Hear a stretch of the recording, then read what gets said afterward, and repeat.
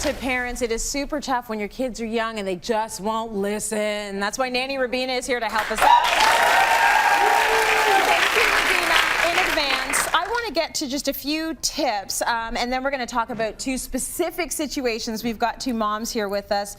How do you get kids to listen? You've got some points. Absolutely. Well, first of all, we have to acknowledge that some children do have what is known as selective hearing. Right. Okay. We've all, right? I've actually done tests with this in the playground, calling a child and then they don't want, and then I'll holler, "Do you want an ice cream?" And suddenly they're all, "Oh, they heard that." Yeah. So we know that that does happen. So the first thing you want to do is make sure that the child is looking at you. Yes. Because that is absolutely necessary. If they're already involved in doing something, they may truly not hear you. Okay. I've said it 1,000 times. Eye Children contact. hear with their eyes. If they're not looking at you, 9 times out of 10, they don't hear you.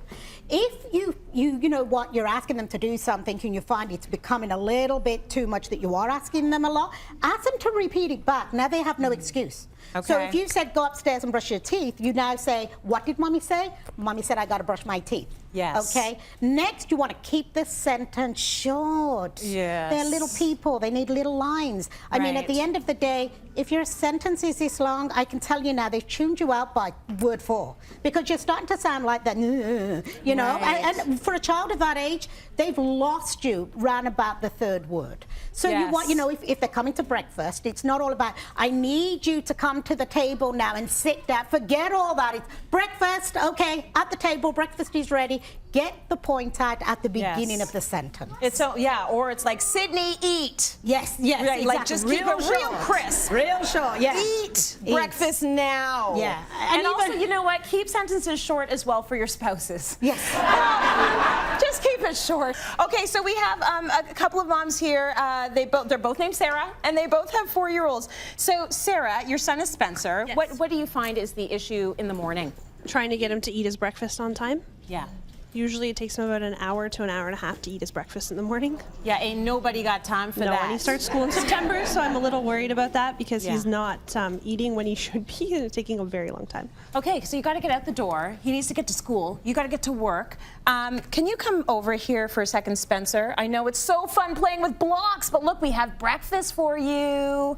Come and sit right here in this chair. Everything's going to go perfectly because he's on national television. If he was at home, yes, I take it you'd have called him 30, 40 times maybe.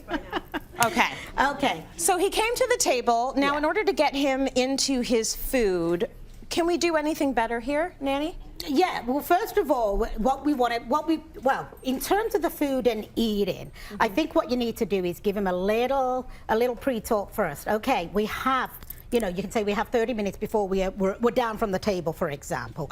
Yes, I need you to eat faster. And somehow, as you're going through, because some children, see, he's not slow at all right now. He's got a mouthful of Cheerios going on. But some children, by nature, are very slow eaters, okay? But there are things that you can do to speed them up. And I have to tell you, one of the things is to give him a time, and then that's it. Breakfast is away. Breakfast, you're limited with how much time you can use to practice these things, right? You probably do better practicing at dinner time to eat faster and hope it rolls over in the morning. But in the morning, it's like, this is how much time you have. The egg timer can go off. Okay, we've got to get our shoes on, jacket on. You didn't eat your breakfast, and have a snack to go. Have a snack in the car, because I know you don't want the kids going to school hungry.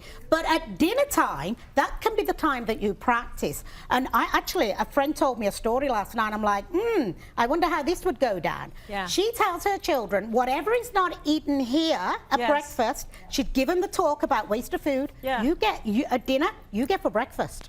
Yeah.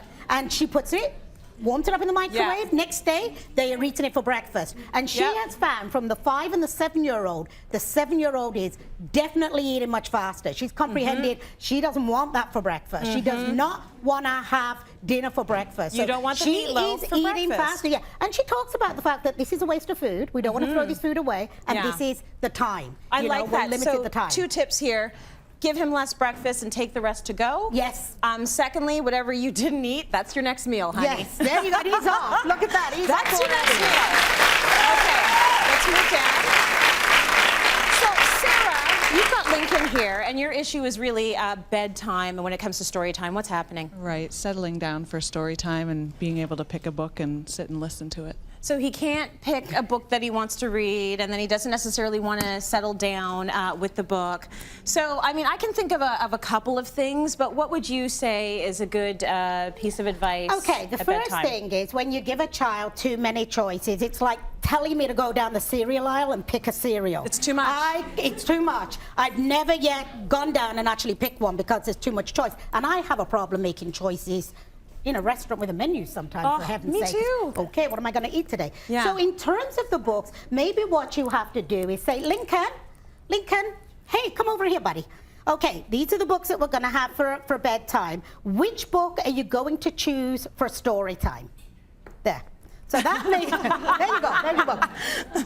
You see, that's what they pay me Two. for. It's so easily fixed. Yeah. No, so giving him a smaller choice, because that can be overwhelming. If he really has a problem making that choice, then you know what? Again, use a timer. It's like, okay, Mom's going to count to 10, and then Mommy chooses the book. Right. You know, deal with the screams and the fussing. At the end of the day, if he's upset, the next day he'll try a little harder. The next day, you can actually say, we have less time for story time right now. I can only read half the story. We don't want to take away reading and the book. We want to encourage him to actually read the book, right? But if he's Right. spending a lot of time choosing it, he's got to get less time reading, and then eventually he'll come back and he'll realize only half a story. I'm going Yes. to choose it faster today. Solid tips, Rabina.